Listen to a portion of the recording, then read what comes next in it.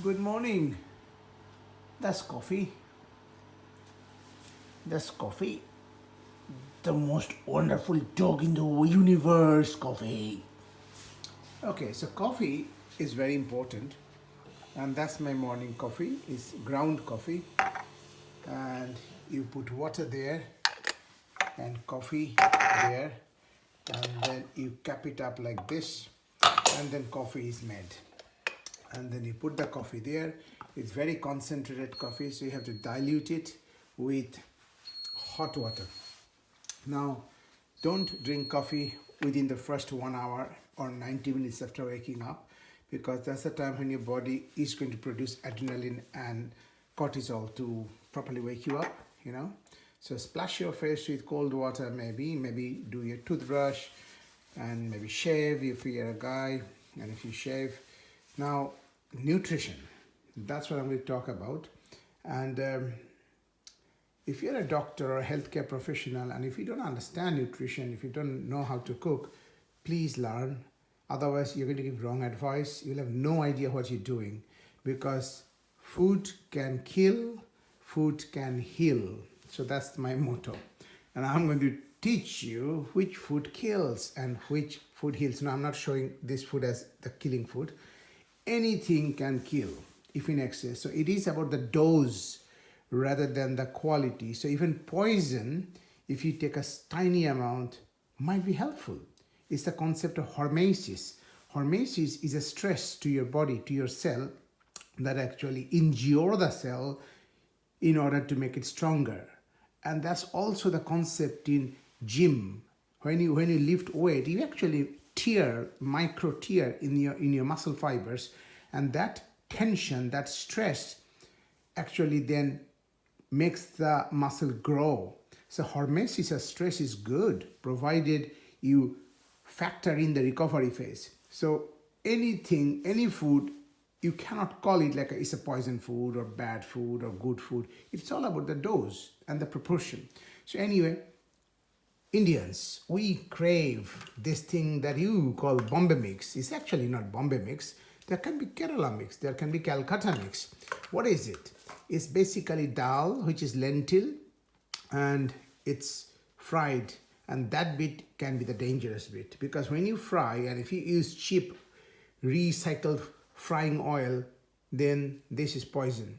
And this can be full of trans fat, which your mitochondria cannot metabolize, your cell cannot metabolize. It will just clog up your cell, and ultimately the cell will die, apoptosis or senescence.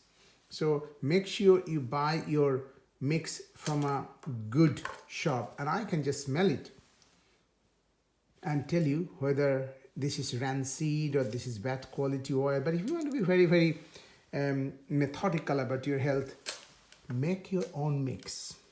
I know you can't do that. Anyway, so keep it to a little amount, because it is highly calorific, not because of the dal, but because of the oil it is fried. And this is something that I will have with tea, not with coffee. This goes with tea, okay? This is something that I always carry with myself. I don't use random cups that you find in the office. Who knows? Okay, so this is what? This is called seeds and nuts. You should go nuts over nuts, because this actually, does it not look like a mini brain? Walnut, see? So this is very good for your brain health and nervous system health. And this is seed. And sometime I will put the seed in oil to make it germinate, and it releases a lot of interesting chemicals called phytochemicals. Now, these are fermented food, very important, a lot of bacteria, not this that much, but this one, lactobacillus, etc. But I always keep this, and sometime when you don't want to cook, all I will do, I will mix this, and some fresh vegetables, always good.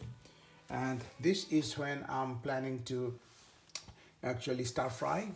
And my principle is 3 color. So it has to be 3 colors, and you're missing 1 color.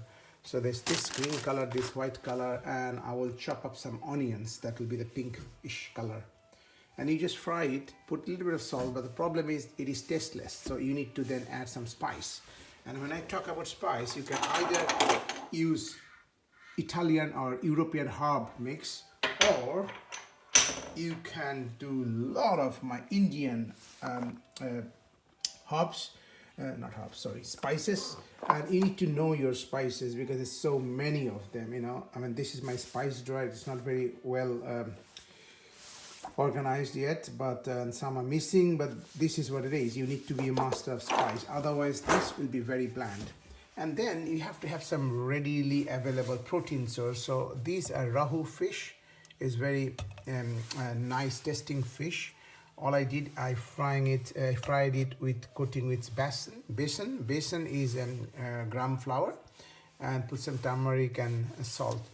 That's all that is. And by the way, when you crave sugar, be ready, because if you're not ready, I will actually go to donuts or cookies, which is really, really bad if you do it regularly. And I sometimes kind of get attracted to sweets regularly, so I go prepared, and I will always mix the sweet with this, so that at least I get my yogurt daily. And the problem with these dried fruits are sometimes to sell it, they put some sugar syrup in it, which is the bad bit.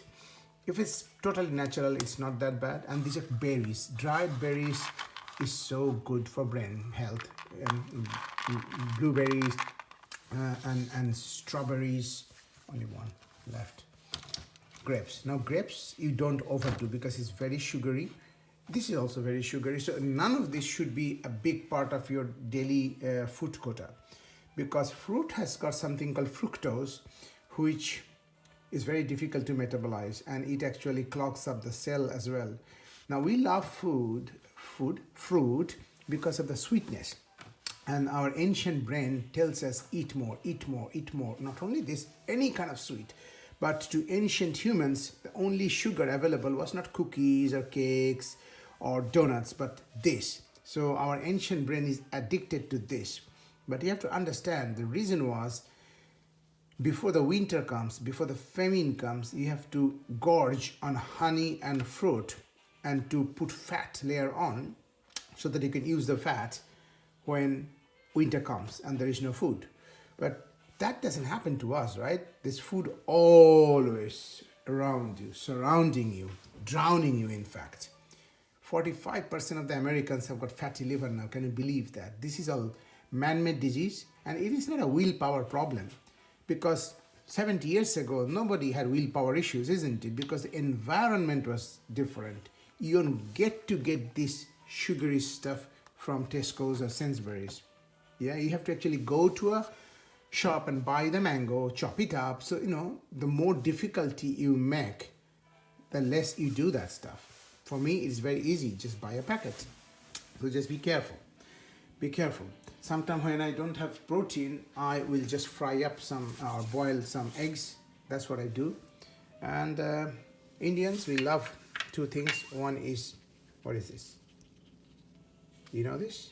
It's a very useful thing.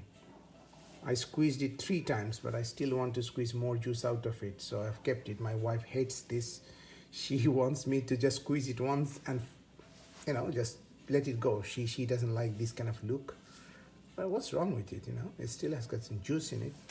And chilies. We love chilies. Very good for gut. But a little amount. Once I had a party in the house, and there was a guy, a Caucasian, like a white friend of mine. He never tasted curry, and so unfortunate, he chewed on a chili and he almost choked and died in my house. No, I'm joking, he didn't. But he will never ever forget that chili incident, I guess. It just sort of traumatized him for life. So be careful if you're not used to this. You know, in India, they do chili eating competition. How many chilies you can eat in 1 minute. And you have to watch it. Gordon Ramsay once went to India on a food trip, and he was watching, and he made a video, a film or something, documentary out of it. Anyway, I'm going to go now. But remember, understand your food. Don't get attached to it all day.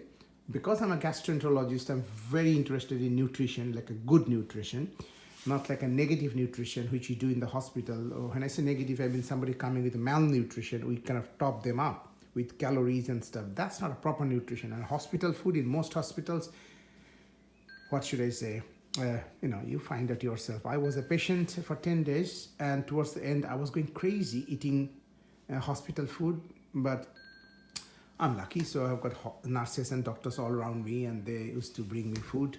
So there should be a mechanism in the hospital to give patient food, provided the doctors are okay with that food, and most foods are okay.